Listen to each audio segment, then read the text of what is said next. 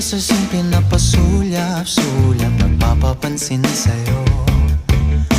Umabot sa palitan ng mga mensahe, kilig na kilig ako. Kumusta, kain na, hello, magandang umaga.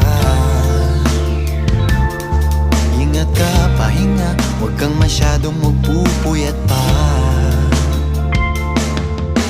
Naramdaman ng puso na dahan-dahan akong nahuhulog sa'yo.